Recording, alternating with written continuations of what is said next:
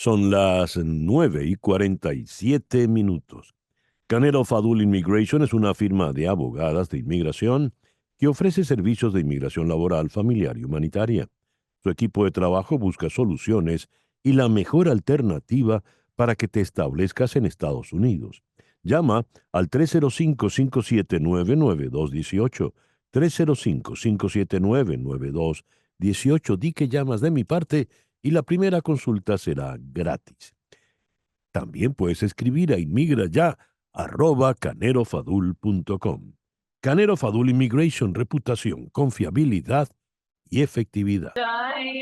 El 1 de abril de 1966, John Lennon compró el libro The Psychedelic Experience and the Tibetan Book of the Dead, el libro de la experiencia psicodélica y el libro tibetano de la muerte de Timothy Leary.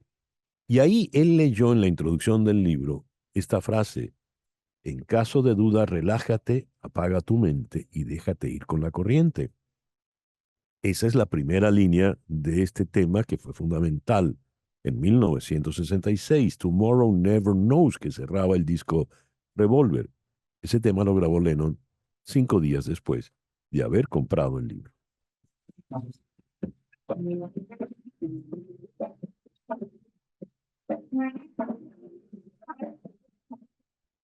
El empresario Sam Bankman-Fried, fundador de la fallida bolsa de criptomonedas FTX, ha sido condenado a 25 años de cárcel por un fraude masivo que se desencadenó con la quiebra de FTX, una de las plataformas más populares del mundo para el intercambio de divisas digitales.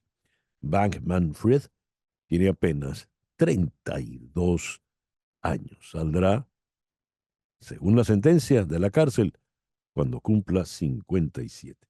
¿Qué le ocurrió a Sam Bankman-Fried? Consultemos con el abogado Luis Fernández, aquí en Miami. Luis, muy buenos días. Muchísimas gracias por atendernos en la mañana de hoy. Buenos días y buenos días a todos los radioescuchas. ¿Qué ocurrió con este joven y fallido empresario, Sam Bankman-Fried?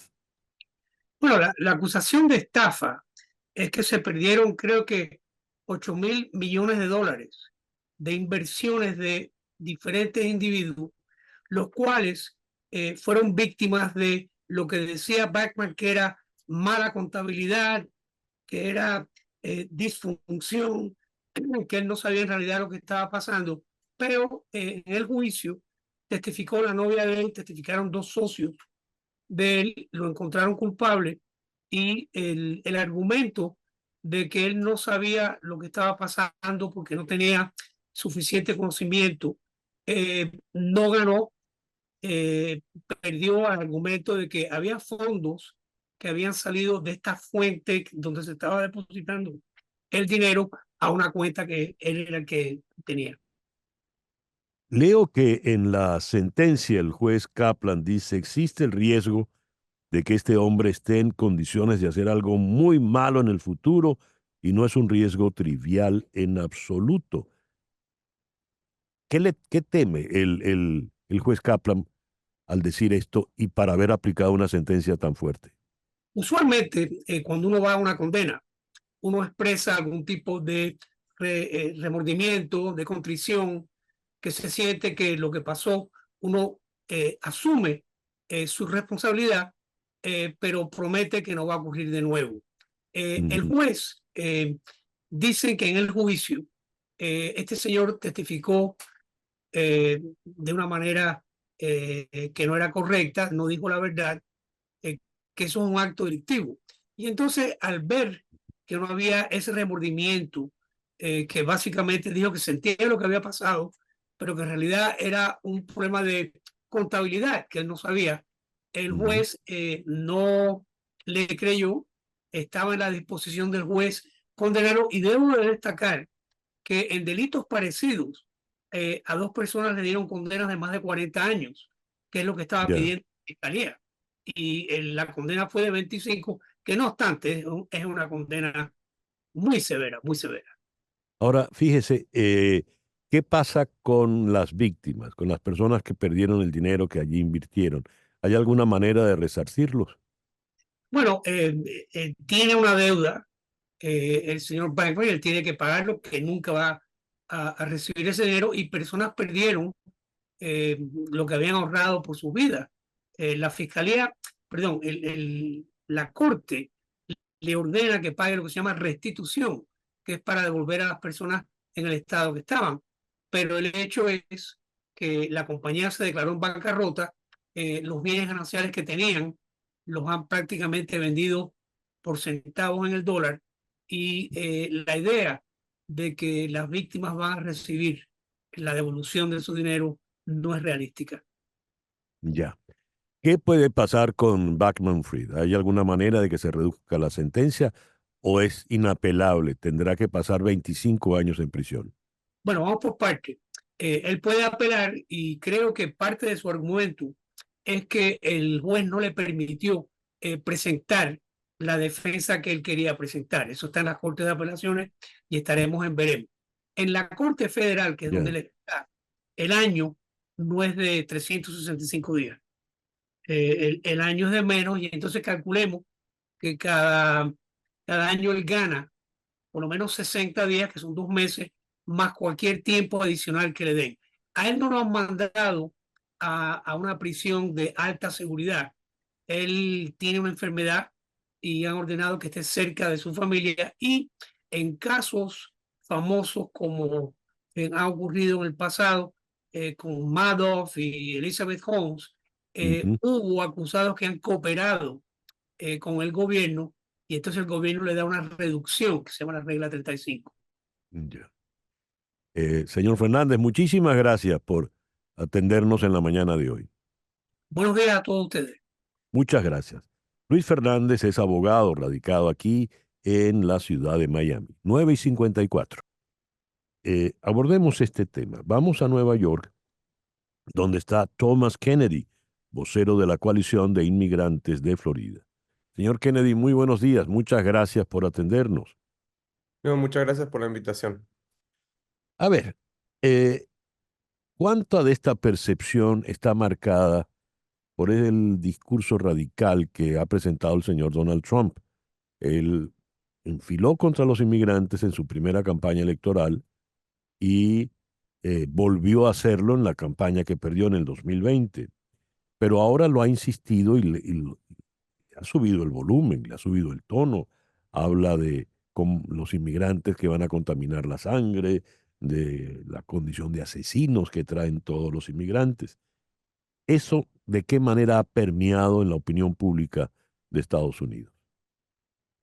Bueno, es muy desafortunado, ¿no? Nosotros creo que como movimiento para los derechos de los inmigrantes, llegando al 2016 habíamos hecho mucho progreso, ¿no? En términos Ujú. de la conversación sobre las contribuciones que los inmigrantes hacen en este país, y eso se ha degradado mucho después, dado la retórica del presidente Trump, políticos de su partido, y también esto ha permeado políticos también del Partido Demócrata, más recientemente con la propuesta que se deliberó hace unos meses en el Senado sobre la frontera. Pero si uno ve las estadísticas, no reflejan la realidad de los inmigrantes. Ha habido estudio tras estudio por entidades republicanas, aparte como el Instituto Cato, que demuestran que, por ejemplo, los inmigrantes cometen crímenes a índices mucho más bajos que los ciudadanos americanos. Otra cosa que se dice todo el tiempo es que las personas indocumentadas no contribuyen en términos de impuestos, pagos al seguro social. La realidad es que los inmigrantes, por ejemplo, contribuyen más de 12.000 millones, 12 billones de dólares por año al seguro social. El Social Mm. Security sería insolvente sin las contribuciones de los inmigrantes. Y te lo digo por experiencia. Yo estuve indocumentado, mis padres estuvieron indocumentados. Todo lo que pagamos a Social Security, ellos no ven un centavo porque no es retornado después, al fin de su carrera, a estas personas indocumentadas. Entonces, sí, estamos viendo que la realidad y la necesidad de la inmigración a este país no refleja esta retórica nativista y antimigrante que principalmente y desafortunadamente está emanando del Partido Republicano y quiero adherir, no siempre fue así. Acuérdense que la última amnistía que dio caminos a la ciudadanía para personas indocumentadas fue en 1986 bajo el presidente Ronald Reagan, que era un republicano. Ujú. A ver, ¿hay manera de revertir esto en este tiempo electoral donde, por lo visto, el problema de la migración es el más importante? La verdad que no sé porque estamos en un momento político muy difícil. La campaña de Donald Trump está fijado en este tema y va a Ujú. seguir golpeando a la administración de Biden. Y la realidad es que la campaña de Biden se ha visto dispuesta a seguirle la corriente en muchas cosas a la campaña de Donald Trump, como hemos visto con esta propuesta fronteriza que falló en el Senado hace unas semanas. Pero te cuento otra anécdota de cómo la realidad de la necesidad de inmigración en este país no refleja la retórica de no solo de Donald Trump, pero también sus acolitas en muchos estados, Ujú. como en la Florida, el gobernador DeSantis. Ujú. Acaban de ver dos reportes del estado de la Florida. Esto no es reportes por grupo de abogacía de los inmigrantes o non-profits o activistas, son del estado de la Florida. Uno dice que por condiciones demográficas, que las tasas de nacimiento están siendo superadas por las tasas de la gente muriéndose y que la gente joven se está yendo de la Florida cuando gente mayor, ya jubilada, está yendo a la Florida. Entonces, ¿qué dice que es, qué es lo que se necesita en la Florida para apoyar la economía? Más inmigración. Y esto lo hizo un reporte de enero, un reporte económico de la Oficina de Demografía del Estado de la Florida. Otro Mira. reporte que, disculpa, ¿qué iba a decir? No, no, no, no, no, no. Me llama la atención. Muy Sí, revelador que además es de la oficina del gobernador, no, no de una claro, organización. Ajá, totalmente continúa, por favor. contradiciendo la retórica de estos oficiales estatales antimigrantes, ¿no? Otro Mm. reporte que acaba de salir. eh, el Estado pagó $558,000 a cuatro oficiales de la Agencia de Cuidado Médico, de Estudios Médicos de la Florida, para que hagan un reporte detallando cómo gastos no compensados al sistema de salud de la Florida son atribuidos a inmigrantes indocumentados. Y es más, pasaron una ley en el 2023 que Ah, obligaba a proveedores de salud que acepten dólares federales que le pregunten el estatus migratorio a los pacientes de la Florida. Entonces sale este reporte y ¿qué es lo que dice el reporte?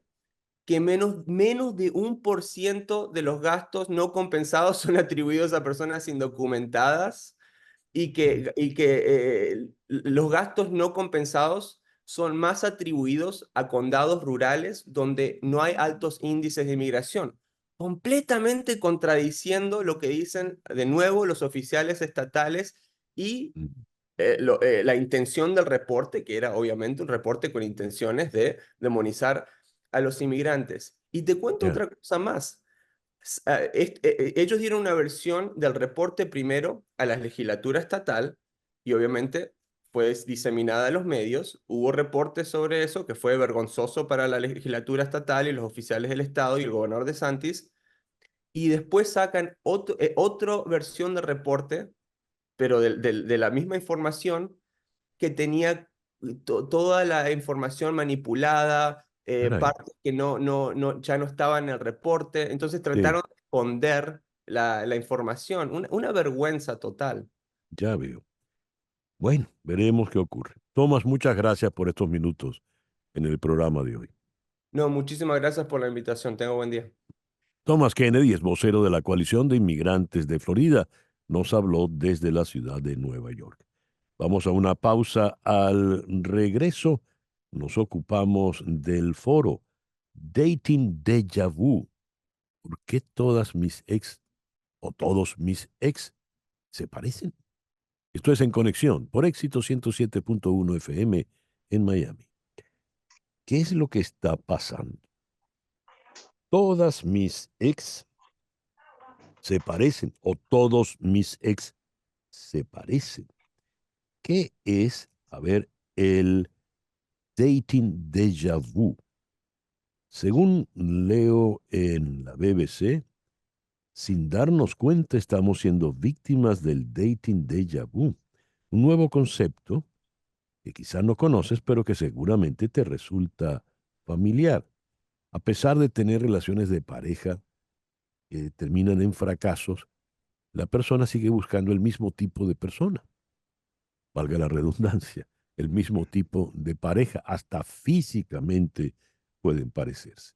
¿Por qué se da esto si ya se sabe que con ese tipo de gente se va directo al fracaso? Este es nuestro foro de hoy, el Dating Déjà Vu. En Barcelona, la Barcelona mediterránea, está Ana Wiesenrenner, coach experta en autoestima y relaciones de pareja. Ana, un gusto saludarte de nuevo. Un placer estar aquí. Muchísimas gracias por invitarme una vez más. Y al otro lado del planeta, en la región austral, allá bien abajo en Santiago de Chile, está el psicólogo clínico especialista en psicopatología de las emociones y el estrés, Héctor Dunn. Héctor, muy buenos días. Muchas gracias por acompañarnos. Gracias a ti, César, en realidad. A ver, ¿qué es este dating déjà vu y por qué se da? Comenzamos con Ana Wiesenrenner. El dating déjà vu es un fenómeno en el cual una persona experimenta una sensación familiar, ¿no? Eso que nos gusta tanto, sea en la repetición del comportamiento, del pensamiento o con el tipo de persona que nos encontramos o incluso el tipo de conversaciones que tenemos o el lugar en el que quedamos, esa sensación de esto ya lo he vivido. Uh-huh. Y si ya lo he vivido y eso me ha conducido a un fracaso sentimental, ¿por qué insisto? Ay, el ser humano a veces hace cosas que no entendemos, pero por el otro lado sí lo podemos entender porque nos gusta esa sensación de falsa sensación de comodidad, ¿no? Al final, Uh-huh. incluso aunque duela, nos sentimos cómodos porque nos es familiar y entonces nos aferramos a situaciones del pasado. Porque ya los hemos vivido y nos sentimos como un poquito más seguros, aunque nos moleste, aunque nos sea difícil, aunque nos haga sufrir. Entonces, en el futuro buscaremos también nuevamente esas sensaciones, aunque las sensaciones no sean desagradables. Así somos los seres Ya. humanos. Pero hoy aquí daremos también unos cuantos tips, supongo, de cómo evitar eso. A ver, ¿qué opinas de esto, Héctor? Héctor Dunn, en Santiago de Chile. Ya, sí, efectivamente tenemos una tendencia a la repetición y de hecho, bueno, si nos vamos a aquella psicología antigua, clásica, eso es lo que se definía como una neurosis, ¿no? Y de allí el hecho de decir que todos en alguna medida somos neuróticos porque tendemos a la repetición. Uh-huh. Y por otra parte, también es muy cierto que en consulta, en terapia, Se te fue el audio, no te oímos, Héctor. la mayoría de las personas que recibimos, todos en general, nos aferramos a, digamos, estrategias de solución de problemas, vamos a llamarlo así, que aun cuando no hayan sido, aun cuando no sean efectivas, pero si en el pasado tuvieron alguna, fueron funcionales en alguna medida, entonces digamos que empezamos a aferrarnos a esos recursos aun cuando sean inadecuados. ¿Existe un tipo ideal para cada tipo de persona y por ello se da la repetición? ¿O eso es un invento? Le pregunto a Ana. Nos gusta a veces pensar, ¿no?, que hay un tipo ideal para nosotros, pero lo cierto es que nosotros vamos evolucionando y vamos pasando por diferentes etapas en nuestra vida y pueden cambiar nuestros intereses. Y es que además a veces lo que pensamos que nos hace bien no nos hace del todo bien, ¿no? ¿Cuántas personas nos encontramos en nuestras sesiones, como también decía nuestro compañero, donde nos damos cuenta que resulta que estamos con una pareja que con la que nos sentimos totalmente infravalorados, ¿no?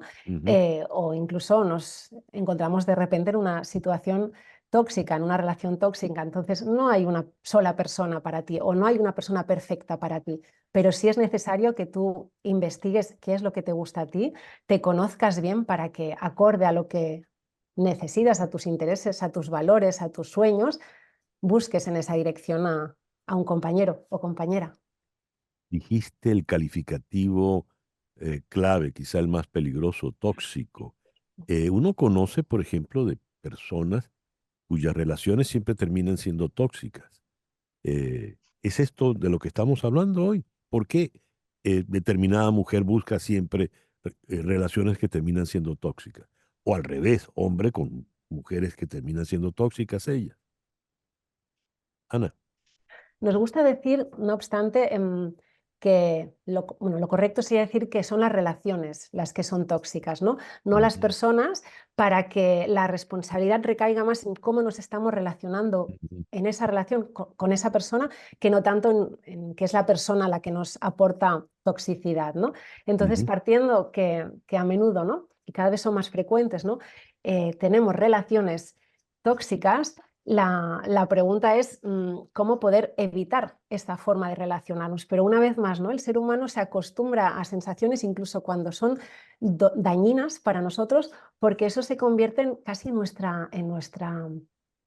nuestro modo de confort, en nuestro estado de confort, ¿no? Y qué curioso que aunque duela, eso se pueda convertir en lo que estamos buscando. Incluso tengo también a veces en terapia personas que cuando empiezan a sentirse bien en una relación se sienten extrañas porque se han llegado a Caray. acostumbrar.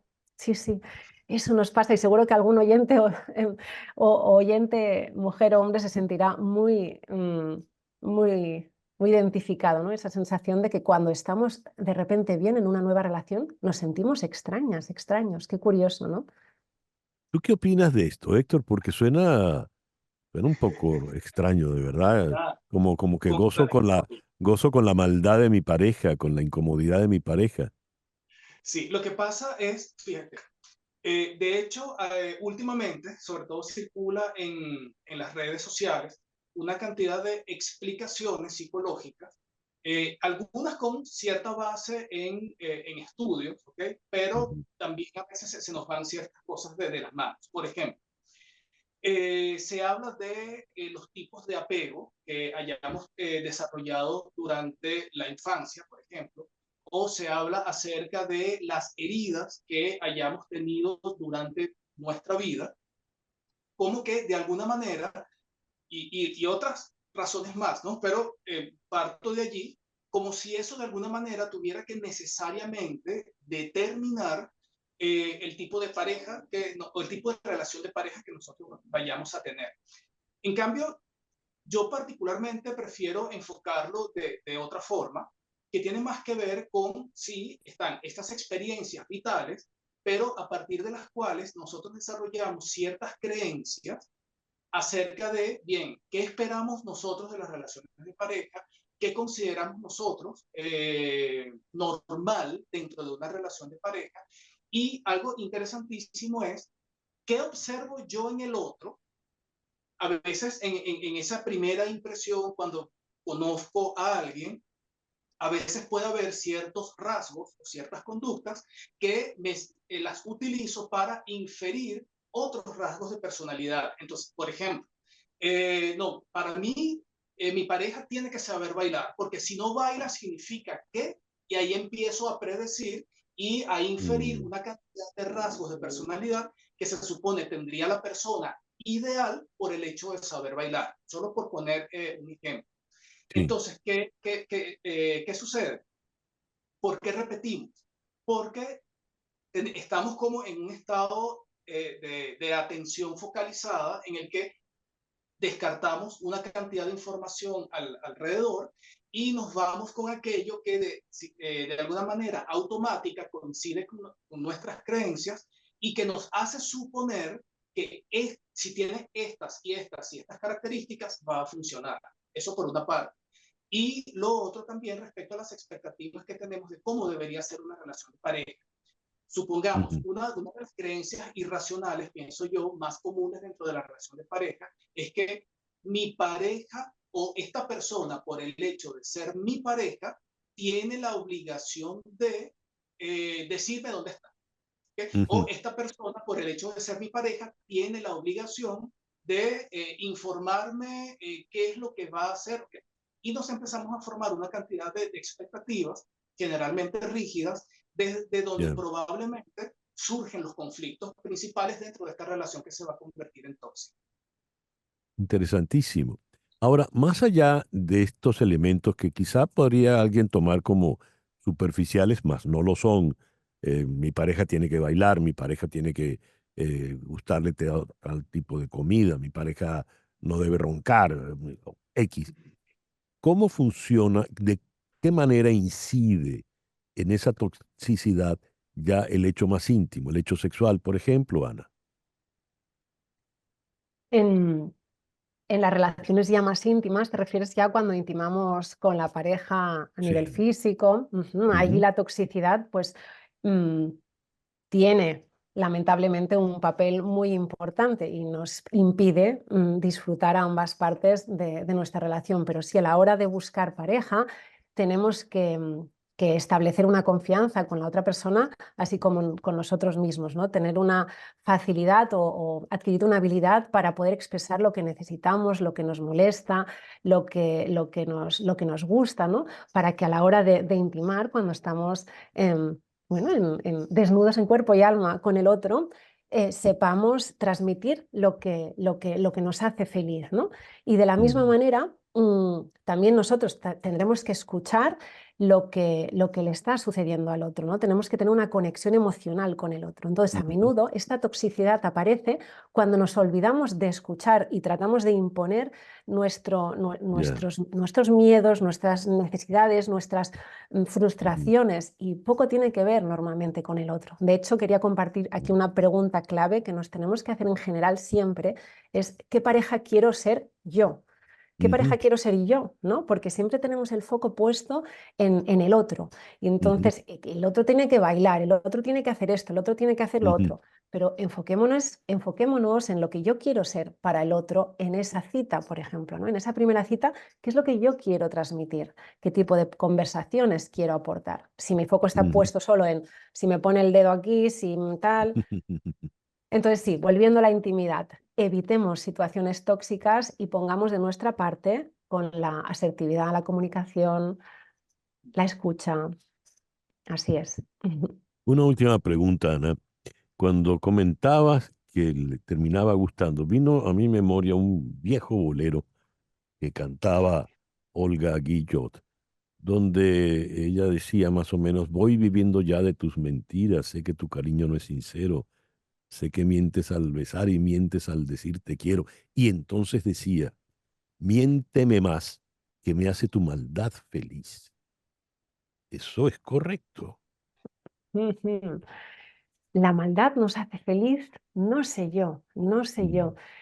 Mira, tenemos 100 años para vivir, eso es lo que siempre me gusta decir y así comparto con las sesiones. Entonces podemos escoger el tipo de pareja que queremos, el tipo de vida más o menos que queremos y escogemos la maldad para nosotros.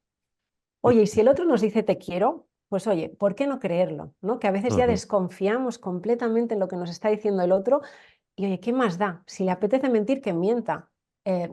Pues oye, prefiero a veces vivir con la sensación que me aporta el bienestar cuando alguien nos dice palabras bonitas, que estar ahí pensando si es verdad o es mentira. Nunca lo sabremos, quizás, ¿no?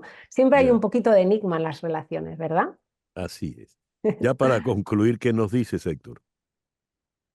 Sí, yo particularmente soy de los que creen mucho en el desarrollo de habilidades, ¿no? Entonces, por ejemplo, si estamos frente a una persona que precisamente refiere que ha tenido este dating déjà vu, ¿okay? Revisar cuáles han sido los patrones, cuáles han sido, por ejemplo, las situaciones clave que generalmente disparan o precipitan, supongamos, conflictos o cualquier situación de malestar, y tratar de encontrar allí qué es lo que puede hacer cada uno para poder mejorar, sobre todo para cambiar el patrón de interacción dentro de la relación. ¿Okay? Bien sea la forma de pedir las cosas al otro, la forma de expresar los sentimientos al otro, o la forma de abordar las situaciones, problemas para poder resolverlas. Yo soy un fiel, como psicoterapeuta, un fiel creyente del desarrollo de habilidades para poder ser más efectivos en la vida. Héctor, muchas gracias por habernos acompañado en el programa de hoy. Igualmente, muchas gracias. Y Ana, muchísimas gracias por habernos acompañado en este programa. Un placer estar en este maravilloso espacio. Muchas gracias.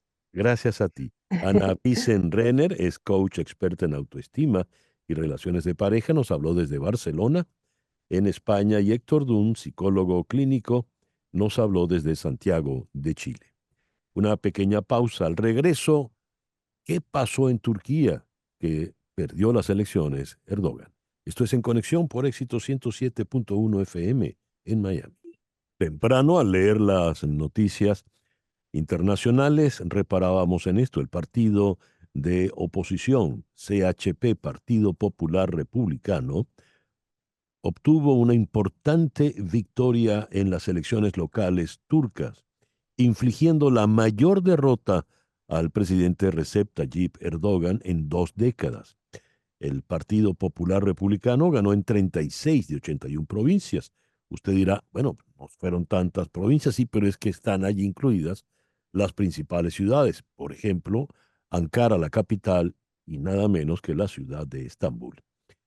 ¿Qué ocurrió en Turquía? ¿Qué representa esto para el señor Erdogan? En la ciudad de Bogotá está el doctor Alejandro Cardoso Uzcategui, profesor de Política y Relaciones Internacionales en la Universidad Sergio Arboleda. Alejandro, muy buenos días. Gracias por atendernos. Buenos días, César Miguel. Encantado de que me hayas invitado. Alejandro, ¿qué lectura le damos a esta derrota del partido de Erdogan en las elecciones locales turcas? Bueno, la lectura es optimista. Es optimista. Ujú, Fíjate que Erdogan tiene ya casi 20 años en el poder, desde el 2003. ujú, Erdogan además representa, digamos, el retroceso del gran logro de Turquía, el gran logro moderno que es secularizar el poder político, secularizar el Estado. Digamos, aquel proceso que comienza Kemal Atatürk en la ujú, construcción del Estado moderno de Turquía. Erdogan ha pretendido durante estos 20 años retroceder ese proceso fundamental, que ha sido fundamental para que Turquía hoy sea miembro de la OTAN, ujú. participe en el proyecto tecnológico del F-22 Raptor de aviación militar, etc. Entonces, este triunfo de la oposición es más que alentador. ¿Quién es Ekrem İmamoğlu, el líder del partido opositor, quien es de paso el alcalde de Estambul? Es un reformista. Además, cree en la configuración de, digamos, de un frente amplio en el poder político. Él llama casi palabras textuales. Dice que Turquía es un país de muchos colores, refiriéndose un poco tal vez a los credos y a las razas, y que en los últimos 20 años ese crisol se ha ido tornando un poco xenófobo. Recuerda el Ujú, terremoto del año pasado eh, que llevó a miles de sirios a migrar ujú, y hubo una resistencia xenófoba, ¿no?, de las ciudades fronterizas. También la situación con las minorías de kurdas. Él también tiene un lazo, por lo menos de diálogo con un partido de centroizquierda de mayoría kurda. Es decir, personaje nos remite a otra mirada más amplia, si se quiere, César Miguel, un poco más Ujú. europea también de la política. Eh, Frente a esto, el Partido Popular Republicano, lo dijiste, es de centro izquierda. Si es así, ¿cómo definiríamos entonces a Erdogan y y su partido? Mira, César Miguel, estas definiciones posmodernas, ¿no? O sea, Sí, sí, exacto. estas definiciones posmodernas de un autoritarismo 2.0 con Ujú, discursos xenófobos, discursos, bueno, una reislamización, si se admite el término, de la conversación política en Turquía, de la cosmovisión turca, que en algunos términos podríamos decir que de derecha, pero en otros ujú. un nacionalismo profundo, islámico, entonces lo va a conectar más con otras facciones, inclusive diría yo, Ujú. tolerantes con el terrorismo, ¿no? Por ejemplo, con Sí, Hezbollah o con estas células que todos sabemos que no son tampoco ni de derecha ni de izquierda, pues. ya. De manera tal de que Imamoglu podría representar un cambio importante en el quehacer turco con los vecinos. Con los vecinos, a partir de una reforma del Estado, es decir, reversar esa autocratización que estos 20 años ha llevado a cabo Erdogan.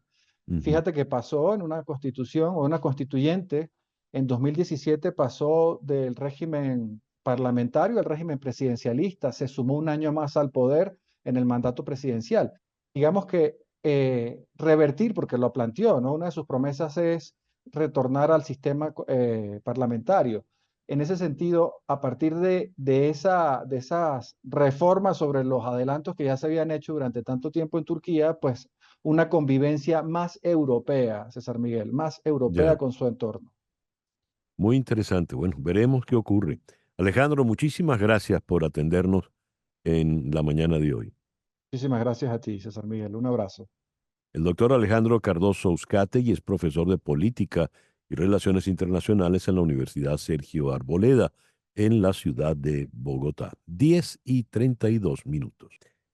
¿Qué sabemos de Dignora Hernández y Henry Alviares? Dignora Hernández fue detenida por el SEBIN, la DGCIN, en todo caso por los cuerpos represivos del régimen de Maduro. Alguien graba cuando ella grita desesperada auxilio porque la estaban secuestrando. Y Henry Alviares, eh, también prominente dirigente del partido 20 Venezuela, el partido de María Corina Machado, no tenemos videos de cuándo se lo llevaron, pero lo cierto es que a la fecha de hoy nada sabemos de ello. Vamos a Caracas. Allí está Marta Tineo, cofundadora de la ONG Justicia, Encuentro y Perdón.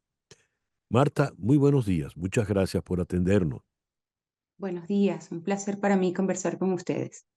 Marta, ¿qué sabes de la diputada Hernández y del señor Alviares? Lamentablemente no tenemos ninguna información oficial. Hemos visto pues declaraciones desesperadas de su madre, en el caso de la diputada solicitando información respecto a su paradero, al estado de salud, a sus condiciones, y no ha habido ningún reporte en ese sentido.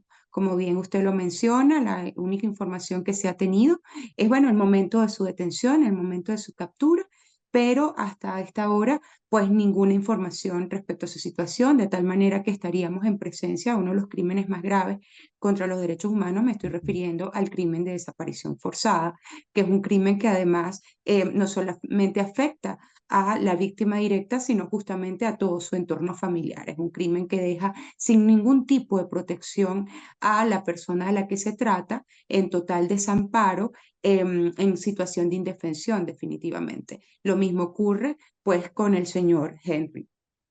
Marta, ¿cómo definimos desaparición forzada?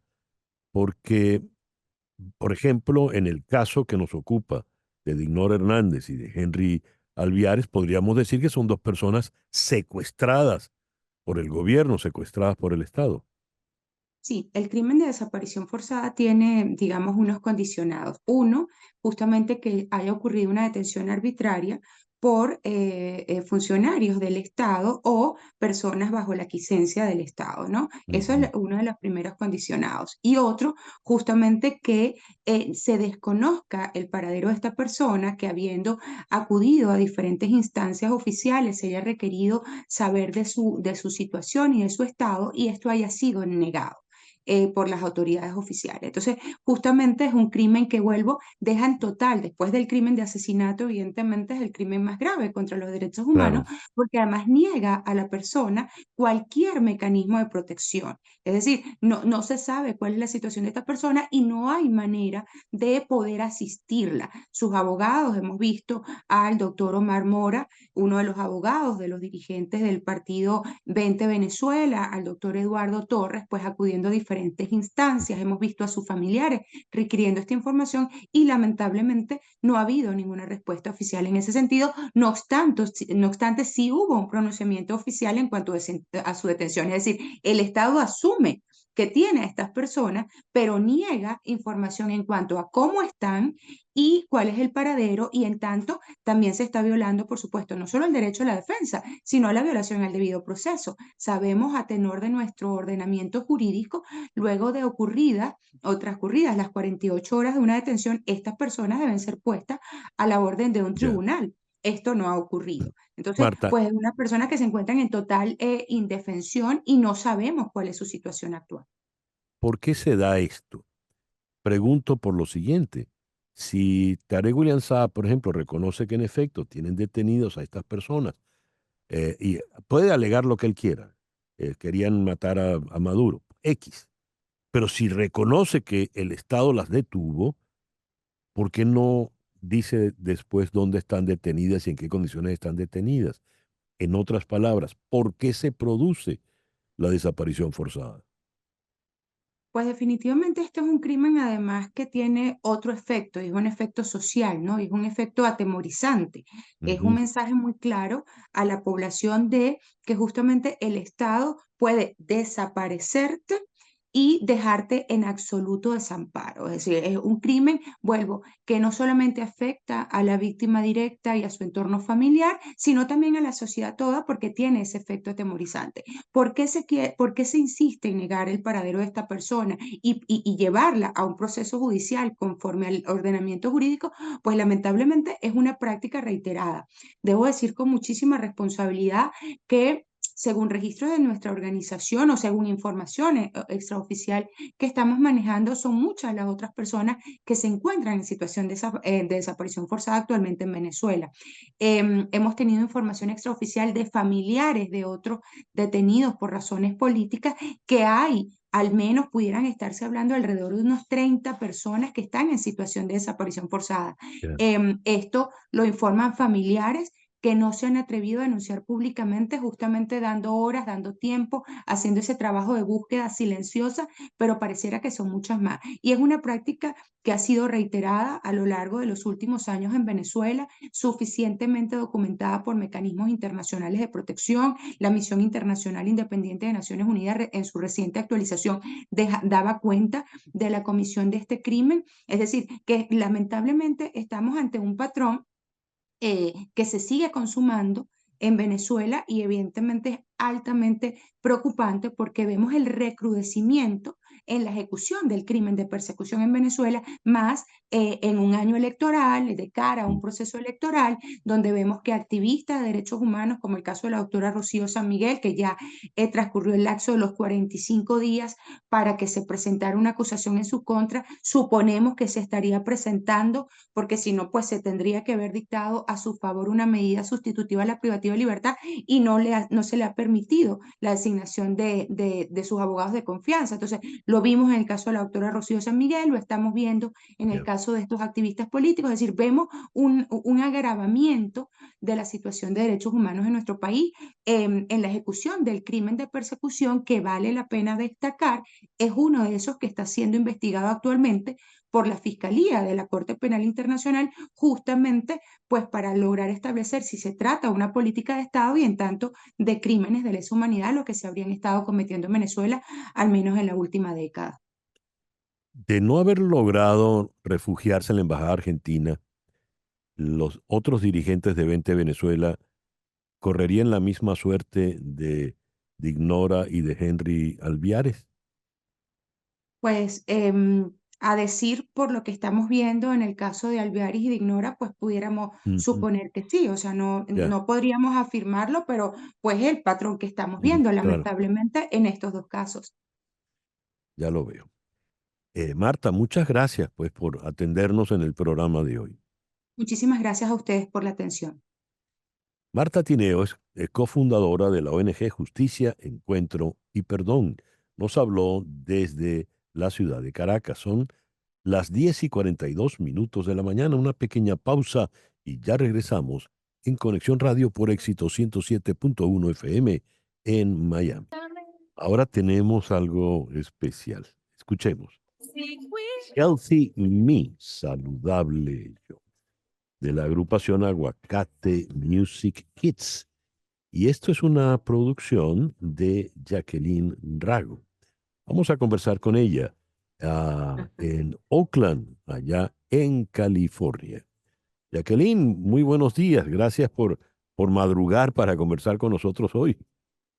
Buenos días, César Miguel, desde acá en Oakland, California. Son las 7:45, 46 de la mañana, Ujú. muy temprano, muy honrada de estar en tu programa. Muchas gracias. Gracias a ti. ¿Qué es lo que estamos escuchando, Jacqueline? Saludable soy, también con el título en inglés de Healthy Me. Ujú. Es una producción infantil, educativa, en la cual tuve eh, la oportunidad de producir, hacer los arreglos.